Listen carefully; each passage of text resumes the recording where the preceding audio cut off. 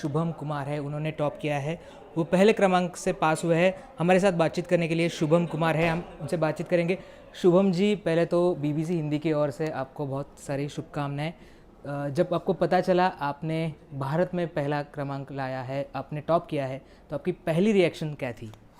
बहुत बहुत धन्यवाद आपका। जब मैंने लिस्ट देखा तो मुझे यकीन नहीं हुआ कि मैं टॉप टॉप कर गया हूँ। एंड वापस से देखा, वापस से रोल नंबर मिला है, फिर थोड़ा भावुक भी हो गया, फिर अपने मम्मी पापा को कॉल किया।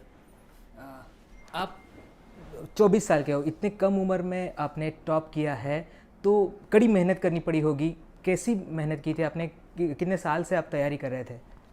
मैं पिछले 3 साल से तैयारी में लगा हुआ था। एंड पहला साल मैं दिल्ली में रह के तैयारी की, फिर लास्ट ईयर मैं भारत रक्षा लेखा सेवा में मेरा चयनित हुआ, 290 रैंक आया था। फिर एक साल में मेरी लास्ट 7 से 8 महीने से ट्रेनिंग भी चल रही थी। सो ये पूरा जर्नी जो है वो काफ़ी संघर्षपूर्ण रहा और काफ़ी सिखाया भी मुझे। आप पुणे में है फ़िलहाल, पुणे में एनडीए के जो फाइनेंशियल मैनेजमेंट है वहाँ पे आप ट्रेनिंग ले रहे हैं। तो हमने देखा कि कोविड के कारण भी बाहर निकलना मुश्किल था, इस दौरान पढ़ाई भी करना मुश्किल था। तो आपने इस साल में पढ़ाई कैसे की, आपने तैयारी कैसे की कोविड के सिचुएशन में और इस एग्ज़ाम के लिए खास कर के लिए? मैं दिल्ली में रह के तैयारी किया था लास्ट ईयर। एंड मेंस जो है वो जनवरी में हुआ था। सो उस टाइम मैं एक फ़्लैट लेकर के अपने दोस्तों के साथ दिल्ली में रह के तैयारी की। एंड जो भी मटेरियल एंड सोर्सेज है वो मैं ऑनलाइन डाउनलोड करके फिर प्रिंट आउट करके मैं तैयारी करता था। आप बिहार की हम अगर बात करें, आप बिहार से आते हैं। बिहार के मुख्यमंत्री नीतीश कुमार है, उन्होंने भी ट्वीट किया है, आपका अभिनंदन किया है। बिहार से बहुत सारे जो छात्र हैं, वो दिल्ली हो या पुणे हो, वहाँ पे यूपीएससी की एग्ज़ाम की तैयारी करने के लिए आते हैं, बहुत सारे सपने लेके आते हैं। उन सारे लोगों को आप इस मौके पे क्या कहना चाहते हैं? उन सभी छात्रों को आप क्या संदेश देना चाहते हो? मैं कहना चाहूँगा कि यूपीएससी जर्नी आपको बहुत चीज़ सिखाता है। आपको एक कॉन्फिडेंट रहना है और कंसिस्टेंटली आपको तैयारी करते रहना है।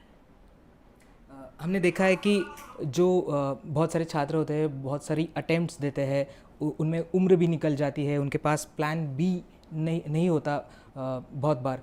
तो ऐसे जो छात्र हैं वो बहुत बार अटेम्प्ट करके बहुत सारे डिप्रेशन में भी जाते हैं। तो उनको आप क्या कहोगे कि कब तक ये ट्राई करना चाहिए? मतलब हम देखना कि बहुत सारे लड़के, उनको लगता है कि यही है, यूपीएससी हो या कोई स्पर्धा परीक्षा हो, वही करियर है। तो उन सबको आप क्या कहना चाहोगे? जब मैंने तैयारी स्टार्ट की तो मैंने एक अपने लिए एक लक्ष्य रखा कि मैं इसे 2 से 3 बार मैं इसे अपना 100% दे के मैं तैयारी करूँगा। एंड एक प्रॉपर प्लान एंड एजुकेशन के साथ अगर कोई तैयारी करता है तो हो सकता है कि देर लगेगा, बट अल्टीमेटली आप सक्सेसफुल रहेंगे। जी हाँ। मैंने जैसे कहा कि बहुत सारे लड़के छात्र हैं वो डिप्रेशन में भी जाते हैं, क्लियर नहीं कर पाते हैं, बहुत बार अटेम्प्ट करते हैं। तो जो छात्र वो ऐसे उसका प्रेशर लेते हैं, उनको आप क्या कहोगे? उनकी तरफ आप कैसे देखते हो? प्लान बी होना चाहिए? आ, मेरे लिए प्लान भी हमेशा से रहा कि मैं वापस से क्या कहते हैं, वापस से मैं अपने फील्ड में, सिविल इंजीनियरिंग फील्ड में वापस से जा सकता था। मेरे ख्याल से डिप्रेशन स्वाभाविक है कि बहुत लोग इस तरफ हो सकते हैं, बट अगर आपके पास एक प्रॉपर सपोर्ट है, परिवार का अच्छा सपोर्ट है, तो आप इस चीज़ से बच सकते हैं। और अगर कॉन्फिडेंस है, अगर आपका प्रॉपर प्लानिंग है, सो डेफिनेटली आप इससे तैयारी अच्छे से एंड अच्छे से कर सकते हैं। आपने आईआईटी बॉम्बे से सिविल इंजीनियर भी किया है, उसके बाद आप इस यूपीएससी में आ चुके हो। तो ये जो डिसीजन था, ये जो निर्णय था, वो कब किया आपने कि मुझे यही कॉम्पिटिटिव एग्ज़ाम में ही जाना है, आईआईटी बॉम्बे से सिविल इंजीनियरिंग करने के बाद भी? ये मैं अपने इंजीनियरिंग ईयर्स फाइनल ईयर में ये मैंने डिसाइड किया। एंड मैंने उससे पहले जो भी अलग अलग एरियाज़ है मैंने एक्सप्लोर किए। मैं कंपनी में भी काम किया, इंटर्नशिप किया, एंड रिसर्च भी मैंने अमेरिका में पर्ड्यू यूनिवर्सिटी में किया। फिर एक अलग एक मोटिवेशन आया कि मेरे पास एक चांस है जहाँ पे मैं लोगों के लिए कुछ कर सकता हूँ। सो फिर वो मोटिवेशन के साथ में मैंने 2018 में तैयारी अपनी स्टार्ट की।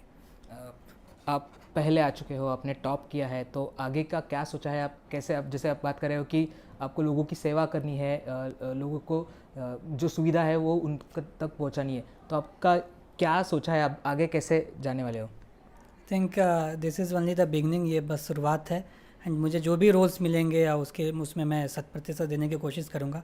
और लोगों के लिए और रूरल अपलिफ्टमेंट एंड डेवलपमेंट के लिए अगर मैं कुछ कर पाऊँ, so I would find it self fortunate for me. आखिरी 2-3 सवाल।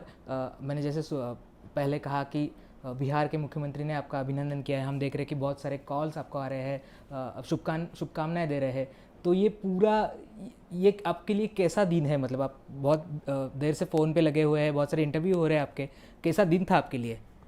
बहुत अच्छा था and I did not expect ये कि ऐसा रिज़ल्ट आएगा and I am not able to, मतलब सारे लोगों का कॉल्स मैं अभी रिसीव नहीं कर पा रहा हूँ, बट मैं कोशिश कर रहा हूँ कि मैं ज़्यादा से ज़्यादा लोगों से बात कर पाऊँ।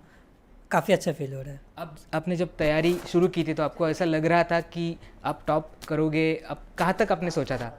बिल्कुल नहीं, बिल्कुल ये कभी नहीं लगा था कि मैं टॉप कर पाऊँगा। मेरा बस एम यही था कि मैं आईएएस में हो जाए।